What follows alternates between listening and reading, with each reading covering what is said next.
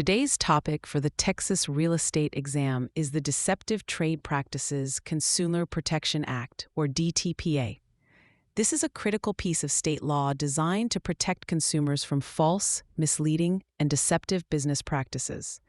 On the exam, you must understand who qualifies as a consumer and what actions constitute a violation. A consumer under the DTPA is an individual or entity who seeks or acquires goods or services by purchase or lease. In real estate, this definition is broad and includes buyers, sellers, and even tenants.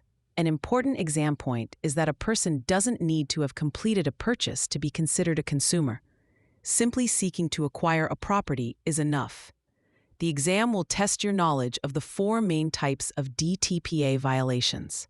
These are false, misleading, or deceptive acts, breach of an express or implied warranty, any unconscionable action, and certain violations of the Texas Insurance Code. Let's break these down with exam-style scenarios. A false or misleading statement could be an agent advertising a home as having 2,500 square feet when they know it only has 2,200. A failure to disclose a known material fact, like a previous flood or a cracked foundation, with the intent to induce the sale, is also a deceptive act under the DTPA. Breach of warranty is another key area.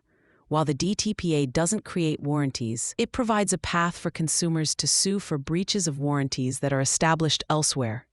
For example, if an agent expressly promises a buyer, "I guarantee this roof won't leak for 5 years," and it leaks after 1 year, that could be an actionable breach of an express warranty under the DTPA. Unconscionable conduct is a violation that takes advantage of a consumer's lack of knowledge, ability, or experience to a grossly unfair degree.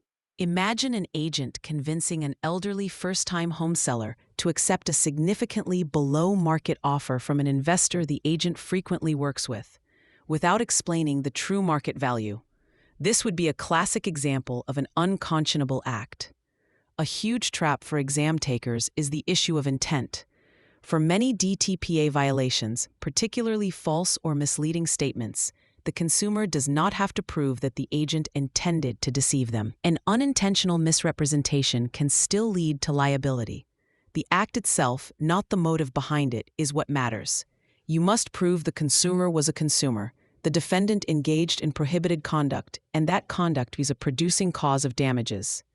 To help you remember the four main categories of violations, use this phrase: don't be unfairly deceptive.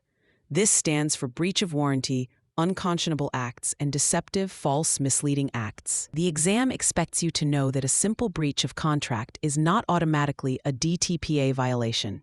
There must be a separate deceptive act associated with it. Also be aware that while there are some exemptions for real estate professionals, they do not apply to express misrepresentations of material fact or unconscionable actions. For free practice questions, AI-powered explanations, and more exam prep tools, visit openexamprep.com. That's openexamprep, all one word, .com.